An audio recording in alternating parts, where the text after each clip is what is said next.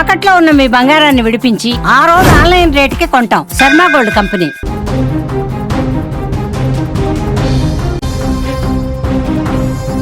వైఎస్ఆర్సీపీ అధినేత ఏపీ మాజీ CM YS Jagan మరికాసేపట్లో గుంటూరుకు చేరుకోబోతున్నారు.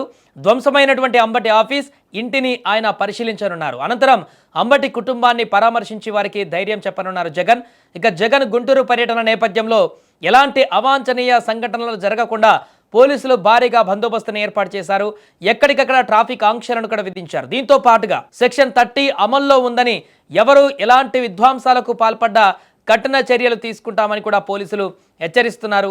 అసలు అంబటి రాంబాబు కేసులో ఏం జరిగిందో అనేటువంటి విషయాన్ని ఒకసారి తెలుసుకుంటే, గుంటూరు అమరావతి రోడ్డులోని గోరంట్ల వద్ద శుక్రవారం తిరుమల లడ్డు ప్రసాదంలో నెయ్యి కల్తీ అంశంపైన మహాపాపం పేరుతో ఏర్పాటు చేసిన ఫ్లెక్సీ వద్దకు వెళ్లిన అంబటి రాంబాబు 24 గంటలలో ఫ్లెక్సీ తొలగించాలని హెచ్చరించారు.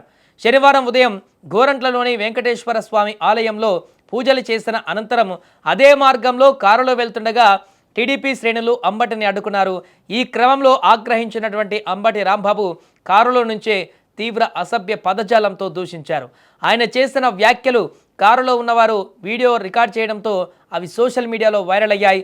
దీంతో రాష్ట్ర వ్యాప్తంగా కూటమి శ్రేణులలో తీవ్ర ఆగ్రహం వ్యక్తమైంది. గుంటూరు సిద్ధార్థనగర్లో అంబటి రాంబాబు నివాసం, కార్యాలయం పైన శనివారం సాయంత్రం దాడులు జరగడంతో ఉద్రిక్త పరిస్థితులు కూడా నెలకొన్నాయి. ఇక అంబటి పైన తక్షణ చర్యలు తీసుకోవాలంటూ పలు చోట్ల పోలీస్ స్టేషన్లలో కూడా ఫిర్యాదులు నమోదయ్యాయి. ఈ క్రమంలోనే గుంటూరు జిల్లా టీడీపీ అధ్యక్షుడు పిల్లి మాణిక్యరావు, నల్లపాడు ఎస్ఐ కె రామకృష్ణ ఇచ్చినటువంటి ఫిర్యాదుల ఆధారంగా అంబటి పైన కేసులు నమోదు చేశారు పోలీసులు. అతను అదుపులోకి తీసుకున్నారు. అనంతరం న్యాయాధికారి ముందు ప్రవేశపెట్టగా అంబటికి 14 రోజుల రిమాండ్ కూడా విధించారు.